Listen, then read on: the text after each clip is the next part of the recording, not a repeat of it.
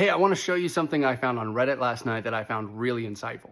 So this is the deconstruction subreddit. The subreddit is specifically for people that are dealing with deconstruction, all that kind of stuff. And I want to highly recommend it. There's lots of really good and encouraging and positive conversations happening with people that have gone through deconstruction or are currently going through deconstruction or about to maybe. This post honestly highlights why this subreddit is so good. This is from a verified therapist who has been trained in religious abuse. What's really interesting is this post takes a therapeutic idea, which is the power and control wheel. The power and control wheel is just a way to illustrate how abusive cycles often work.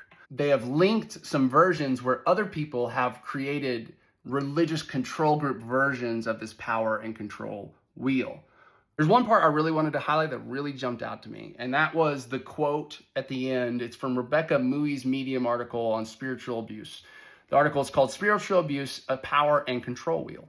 I want to read you a couple things that this author highlighted. I am starting to articulate the idea that internal subjectivity produced by any given group is a huge factor in spiritual abuse. I don't know about you, but I was a part of some groups that at the very least acted like they were the real Christians. You know what I mean? Like, they didn't say it. In fact, they had a really good script about being interdenominational. But the way they behaved and the way they treated other denominations, the way that they treated people that did not opt into this specific group, that's what they thought. The article continues. We need to be digging deeper, exploring why high control and abusive groups use notions like righteousness, shame, and condemnation imbued with strong negative emotions to control. And finally, let's be clear. The cultivation of a wounded, guilty internal state is central to mainstream evangelical Christianity. So just to be clear, what these groups are doing is they are cultivating an environment where their members feel kind of constantly convicted, constant guilt and pressure and shame.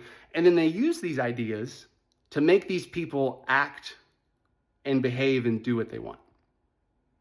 Now, I'm all for benefits of doubts and shit like that. I used to be a part of these systems. Like, I was a perpetrator. I was a leader. Okay, so like, I know what it's like to be controlling people without realizing you're trying to control people.